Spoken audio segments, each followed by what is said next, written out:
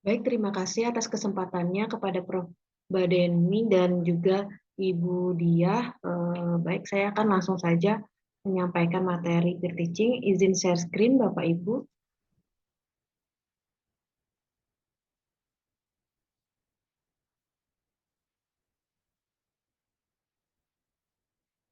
Baik, Assalamualaikum warahmatullahi wabarakatuh. Bagaimana kabarnya hari ini? Alhamdulillah ya, kita pada pagi hari ini dapat bertemu kembali dalam pertemuan ke-10 yang akan membahas tentang komposisi dan juga piramida penduduk. Nah, teman-teman, apakah sudah siap untuk mengikuti perkuliahan? Ya, kalau sudah siap, mari kita mulai perkuliahan pada pagi hari ini dengan membaca doa terlebih dahulu. Oke, alhamdulillah ya. Mungkin nanti bisa disiapkan ya catatannya apabila ada hal-hal penting yang ingin dicatat dan juga apabila ada yang ingin ditanyakan. Oke ya. Em, sudah siap ya? Kalau begitu, hari ini kita akan membahas tentang komposisi dan piramida penduduk.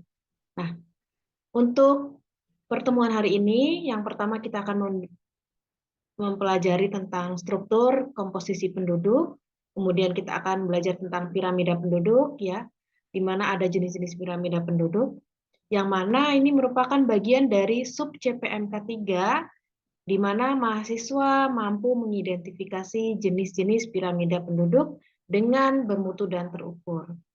Oke, berikutnya.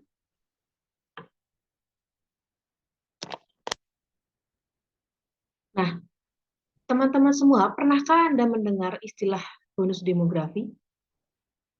Ya, oke, ada yang sudah pernah mendengar? Yang lain?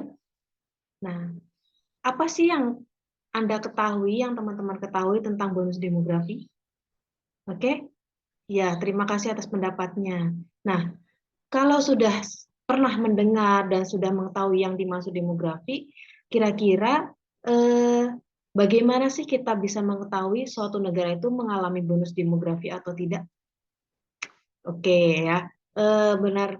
Ya, ini ada kaitannya dengan materi hari ini ya, yang mana kita akan pelajari tentang piramida penduduk.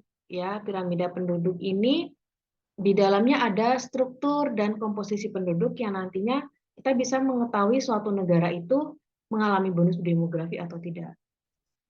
Nah, ini ya teman-teman, apa namanya, materi yang berkaitan dengan piramida penduduk. Yang pertama adalah struktur penduduk menurut karakteristik sosial ekonomi. Jadi ada status perkawinan. Ya, status perkawinan ini berkaitan dengan angka fertilitas. Ya, fertilitas itu adalah ukuran-ukuran kelahiran, ya, rasio anak dan wanita, ya. Jadi kita akan mengetahui bagaimana rasio jenis kelamin antara laki-laki dan juga perempuan. Kemudian pendidikan dan juga pekerjaan, ya, yang ini nanti berkaitan dengan struktur umur, ya, tingkat partisipasi angkatan kerja, apakah dia termasuk ke dalam kelompok usia muda atau juga kelompok usia tua. Oke, nah di sini ada struktur penduduk menurut jenis kelamin. Nah, ini yang tadi saya katakan bahwa kita bisa mengetahui bonus demografi dari piramida penduduk. Piramida penduduk itu terdiri dari kelompok umur dan juga kelompok jenis kelamin.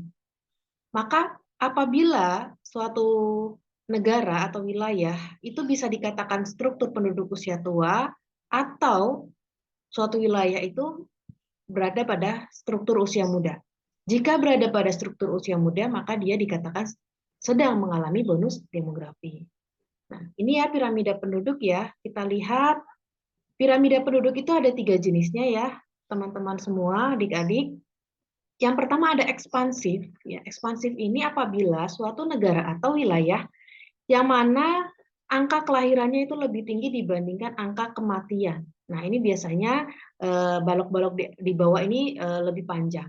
Kemudian dikatakan stasioner itu apabila penduduk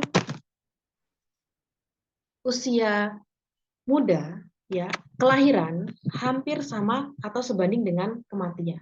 Ini biasanya terjadi di negara Amerika Serikat. Sedangkan yang tadi ekspansif itu biasanya terjadi di negara-negara berkembang, ya, karena mereka tidak melakukan pembatasan kelahiran, sehingga fertilitas itu lebih tinggi daripada mortalitas. Nah, yang terakhir adalah konstruktif.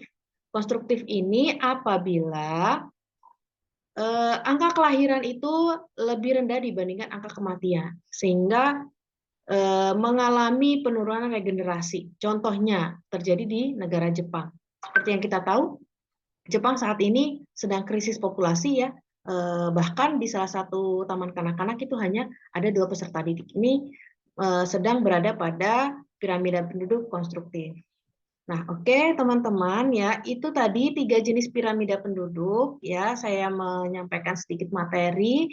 Nah, untuk membedah lebih lanjut, hari ini saya akan berikan tugas kelompok, ya. Silahkan teman-teman, adik-adik mahasiswa, di sini kan ada 25 mahasiswa, ya. Silahkan dibagi menjadi 5 kelompok, sehingga satu kelompok ada 4 orang.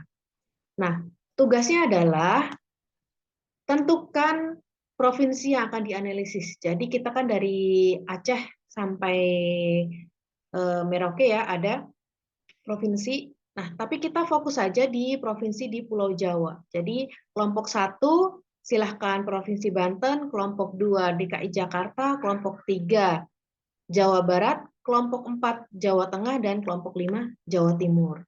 Nah, silahkan dibuka, ya, bps.go.id. Kita akan mencari data di sana, data sekunder yang berkaitan dengan piramida penduduk. Nah, kemudian setelah adik-adik semua mendapatkan data tersebut, silakan dianalisis. Termasuk jenis piramida penduduk yang manakah provinsi yang teman-teman analisis, ya, di dalam kelompok teman-teman.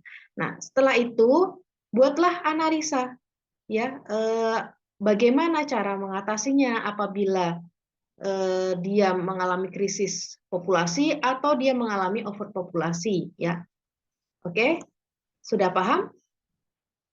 Terkait materi dan juga tugas kelompok, apakah ada yang ditanyakan? Ya, saudara, siapa namanya? Oke, terima kasih. Apa pertanyaannya, boleh disampaikan? Oh iya, oke. Jadi piramida penduduk tadi berkaitan dengan struktur, umur, dan jenis kelamin. Seperti tadi sudah dilihat, ya, ada kelompok umur, ya, di bagian kiri, dan ada juga kategori usia.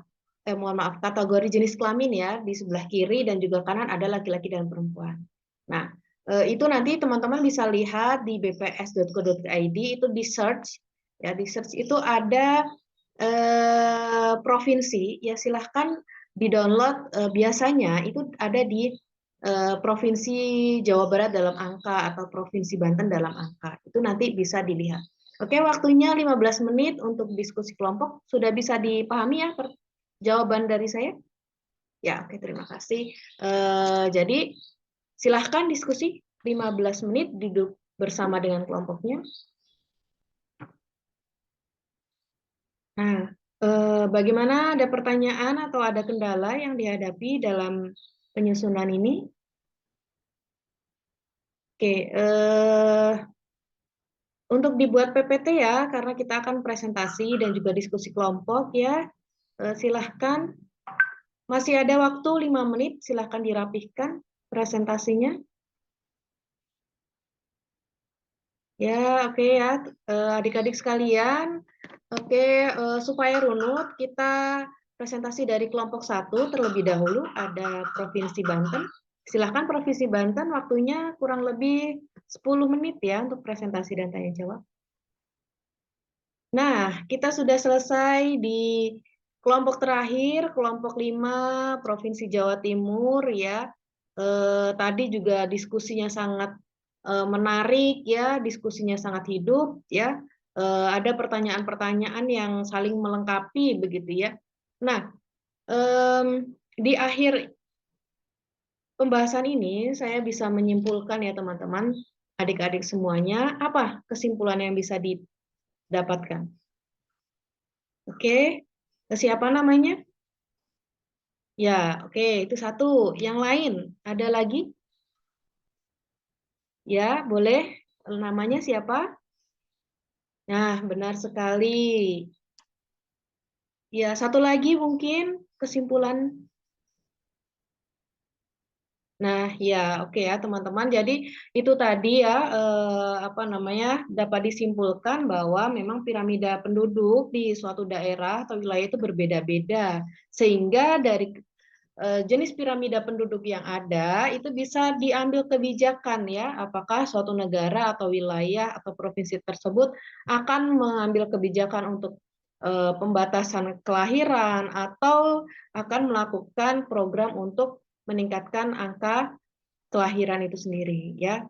Baik, selanjutnya di akhir penutup penghujung perkuliahan ini saya akan melaksanakan post test untuk kepada adik-adik mahasiswa semua. Silahkan ini waktunya 5 menit, boleh dimulai dari sekarang. Oke, sudah ada 22 mahasiswa, masih 3 orang lagi yang belum. Nah, oke sudah clear ya, ada 25 yang hadir hari ini dan sudah mengisi Google Form. Nah, teman-teman, adik-adik mahasiswa sekalian, itu tadi ya materi kita hari ini tentang struktur dan juga piramida penduduk. Ya, sebelum saya akhiri, mungkin saya ingatkan kembali untuk bisa mengisi daftar hadir di e-kampus bagi yang belum mengisi ya,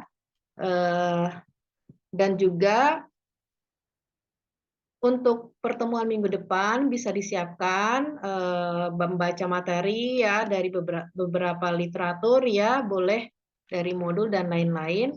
Semoga jika hari ini tidak ada pertanyaan lagi, ya, jika tidak ada pertanyaan lagi, mungkin saya tutupkan cukup sekian ya. Semoga apa yang kita pelajari hari ini bisa diterapkan, bisa bermanfaat untuk kita semua. Dari saya apabila ada kesalahan dan kekurangan saya mohon maaf. See you next week. Ya, tetap jaga kesehatan. Wassalamualaikum warahmatullahi wabarakatuh. Terima kasih.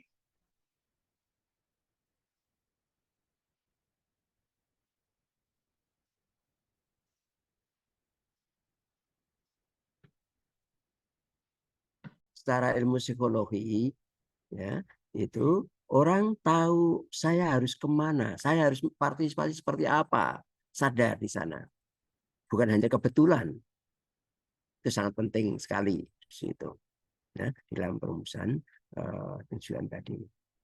Jadi itu perlu tujuan perlu dimunculkan di sana. Gitu. Kemudian yang kedua, tadi memang ada kesempatan memberikan kesempatan untuk bertanya peserta didiknya atau mahasiswanya. Nah, tolong jangan buru-buru. Artinya memberikan kesempatan supaya peserta didik ada yang mikir. Seperti tadi saya kok sepi ini dukur hingga sudah muncul dari sana. Sehingga ada kesempatan untuk ini. Ini siapa? Langsung ini. Ya, itu enggak bagus. Ya, ini setelah bertanya, ini memberikan kesempatan bertanya, siapa yang bertanya, ada beberapa detik atau sebagainya ini, ya, baru ini apa namanya, ada yang tunjuk jari, baru ditunjuk. Itu otomatis dengan pola ini, ya, semua peserta akan konsentrasi. Namun kalau siapa bertanya, kamu, ya, ini punya efek secara psikologis, yang lain ada aman, ya, ini. Namun kalau ini tanya kemudian ditunjuk itu, maka yang lain pun ikut partisipasi. Itu otomatis terjadi di sana. Itu belum jadi perhatian kita di dalam satu proses pembelajaran. Ini, jadi kalau kita melakukan suatu pertanyaan, berikan kesempatan waktu, ya, ini. Dan jangan langsung nunjuk, jangan langsung nunjuk, tapi berikan kesempatan beberapa saat untuk semuanya ikut partisipasi. Sekaligus kita bisa kontrol. Yang ngomong sendiri atau enggak bisa kontrol. Ya, ini partisipasinya akan lebih tinggi situ. Kemudian yang ketiga, tadi kan menggunakan diskusi kelompok ya. Nah, tadi diskusi kelompok, kalau hanya diskusi kelompok, ya, berbagai hasil penelitian menunjukkan ini nanti apa namanya yang aktif-aktif, yang enggak. Ya, kita akhirnya yang aktif itulah yang dapat ilmu, biasanya ketua dan sekretaris, yang aktif, yang lainnya semuanya sendiri. Dan tidak akhirnya, walaupun nanti nilai kelompoknya sama, namun yang aktif itu yang dapat ilmu, yang lain hanya titip nama. Akan dilihat waktu nanti tes formatif atau sumatif akan kelihatan dia ini bisa atau enggak, ilmu itu enggak tercapai. Nah, bagaimana cara terbaik? Ya, katakan pada setiap anggota kelompok, pada masing-masing kelompok, bahwa setiap orang harus berpartisipasi.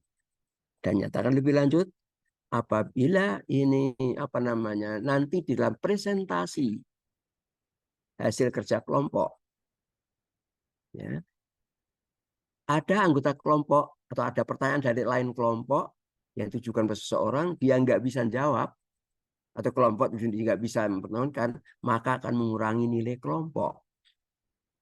Dengan cara demikian, maka yang sudah bisa atau yang lebih pinter akan mengajari temannya yang ini belum bisa. Atau nggak aktif, maka dia disuruh aktif. Kenapa?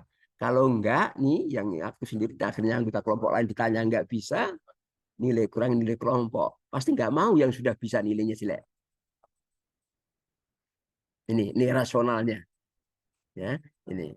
Namun kalau tidak dinyatakan gitu tadi, yang aktif hanya beberapa.